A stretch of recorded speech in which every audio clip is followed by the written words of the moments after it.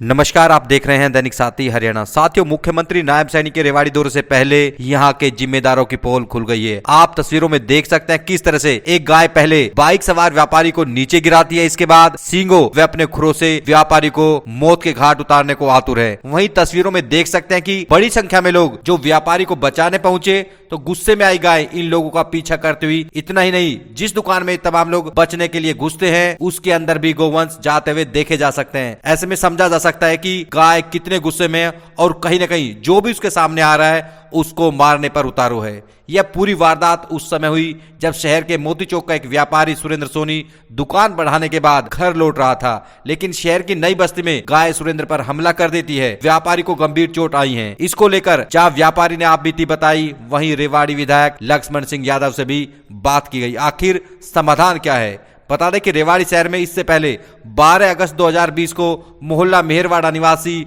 Photographer Sanjay Verma और डोली को सांड मौत के घाट उतार चुके हैं। वहीं 27 दिसंबर 2014 को भी शहर के अग्रसेन चौक पर शहर निवासी युवक भूपेंद्र भी सांड की टक्कर से मौत हो चुकी है। ये दो अकेले नहीं, इस तरह के अनेकों मामले सामने आ चुके हैं। ऐसे में समझा जा सकता है कि रेवाड़ी में हालात किस कदर खराब है। अब सीएम नायब सैनी रेवाड़ी में राज्य स्तरीय गणतंत्र दिवस समारोह में आ रहे हैं, तो देखना होगा कि क्या समाधान निकल पाता है। नमस्कार। क्या नाम है? हाँ, मेरा नाम सुरेंद्र कुमार है और मेरी मोती चौक पर एक लोहे की दुकान है। तो ये जो घटना हुई कैसे हुई, तो बताएंगे? हाँ जी सर, मैं शाम को करीबन 23 तारीख की शाम को 7 सवा 7 बजे करीबन अपनी दुकान बढ़ा के अपनी बाइक के ऊपर बैठ के अपने घर की तरफ जा रहा था। तो वहीं दुकान के नज़दीक ही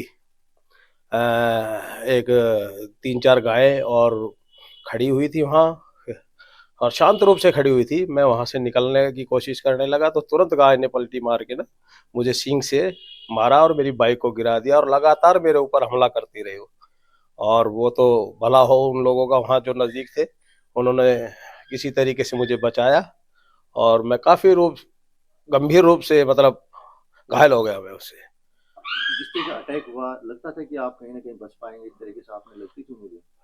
नहीं, मुझे तो ऐसा लगने लगा था, एक बार तो मुझे साक्षात मौत दिखाई देने लगी थी। इस तरीके से वो गाय मेरे ऊपर आक्रमण लगातार कर रही थी सींग और अपने खुरों से। मुझे तो अपनी मौत दिखाई देने लगी थी। कहाँ आपको फ्रैक्चर हुआ? हाँ जी, मुझे एक तो पैर के अंदर टखने के ऊपर हुआ है और मेरी जांघों पे, दोनों पे और पैरों के अंदर अंदरूनी चोट, जो इसको कहते हैं ना मांस फटना अंदर से, वो मेरे कई जगह से हुआ है। जिस तरह के आप देखते हैं कि रेवाड़ी कैटल फ्री दिखाया गया है, किस तरीके देखते हैं? क्या कैटल फ्री लगता है? नहीं, सब झूठ है, सब बनावटी बातें हैं, सब खोखली बातें, सब कागजी बातें। मैं नहीं समझता कि हमारा प्रशासन इसके प्रति सचेत है।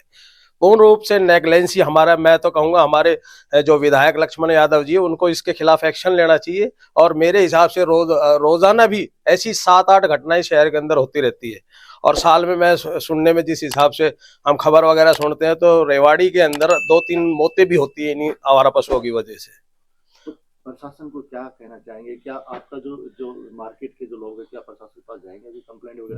बिल्कुल। कल प्रधान हमारे बाजार मोती चौक व्यापार एसोसिएशन के आए थे, मैंने उनसे ये बात रखी तो वो भी इस चीज के प्रति चिंतित थे और उन्होंने कहा ऐसी घटनाएं आम हो गई है रोजाना हमारे बाजार के अंदर। तो हम प्रशासन से मिलेंगे और पत्रकारों का एक मीटिंग बुलाएंगे और फिर हम प्रशासन से और विधायक जी से इस बारे में चर्चा करेंगे कि इसको ऐसा करा जाए। अभी तक कोई कंप्लेंट दे पाए? नहीं, अभी मैंने कोई कंप्लेंट नहीं दी है, लेकिन मेरा मन बन रहा है, मैं कंप्लेंट करूंगा। आवारा पशु का बड़ा मसला है शहर में, तमाम तरह की तस्वीरें सामने आती है, उसको लेकर क्या कर रहा है आपकी सरकार? ये सही बात है कि भाई आवारा पशुओं का सिरदर्द बनी हुई है, इसमें कोई दो राय नहीं। मेरा इस पे फोकस है। आने वाले समय में जैसे अब हमारे पास मान लीजिए हम गाय को, पशुओं को पकड़ते भी हैं तो रखने की व्यवस्था अभी तक नहीं हो पाई है, और वो हमने जल्दी उसको करना है, क्योंकि आने वाले समय में अगर ये इसी तरह से घूमते रहे तो हम सफाई करते रहेंगे।